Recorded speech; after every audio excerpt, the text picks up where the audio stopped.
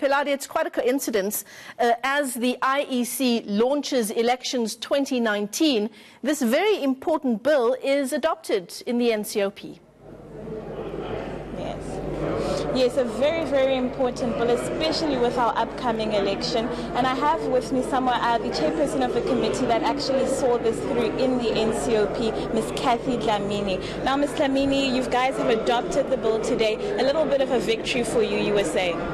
Yes, no, thank you very much. We are very much happy that finally we have approved the bill in the NCOP. It is a very tight time, as I was indicating in the House, as I was presenting the report, that it was only referred to the committee on the 29th of November. And that time, the Parliament was about to go on recess.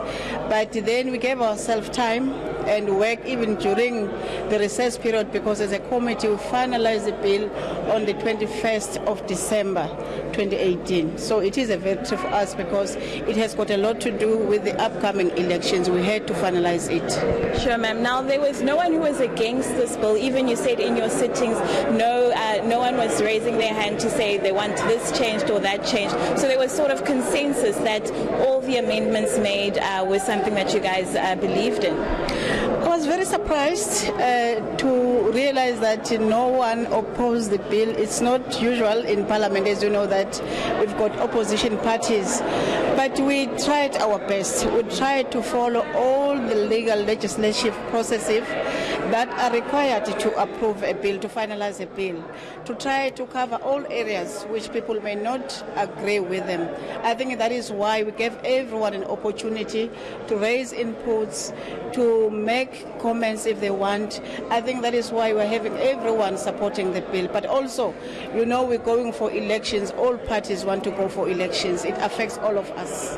Now, ma'am, some of the amendments made are essential to making sure that all eligible voters in South Africa have a chance to cast their ballot. Just remind our viewers again of some of the amendments that will make that possible with this bill. Okay, I would want to mention just two. There are many proposed amendments on the three electoral laws. You remember, it's three electoral laws that we're dealing with, but in one bill. The first one is the Commissioners' Electoral Act, the second one is the Electoral Act, and the third one is the Municipal Electoral Act. The two main important ones, you remember that in the past, after they have demarcated the voting district, even if a voting station is next to my house, but I'm not in that voting station, I will not be allowed to vote. I will have to go and vote in another voting station. But what the amendment has done now, it allows people that within the voting district, even if it's not the specific voting station, I can vote anywhere within the voting district. It's a very important matter because it was troubling people, because I will have to travel from this area to another area because my name is in that area. The second matter is on the addresses. You know, there was that court ruling of that people must have addresses. There is an extension.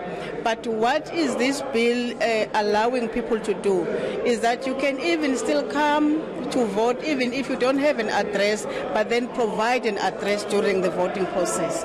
So it allows people to vote even if they don't have addresses in the voters' roll. It allows them to vote. Now, ma'am, another important one is the prohibition of public funds being used for political party campaigning. How did that come up in this particular bill, and why did you guys think it was an important amendment to make at this time? It is important. There is a very thin line between public representatives and the executive. Let me put an example of executive, members of the executive. People will think that ministers, for example, MECs, for example, are using public funds to campaign for their political parties. That we have elections does not mean that government must be on standstill. Life still goes on. If there's an area that the minister has to go and give food parcels. I'm using the most common one, people always raise it. The minister has to go and give food parcels. Oh, there's a disaster. The minister has to go and give food parcels, blanket and stuff. It doesn't mean that because now it's elections, work must not be done.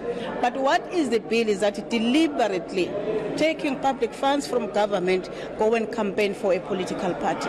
That is the difference between the two. But there's a very thin line between our executive and the public representative or party political members. Yes. All right.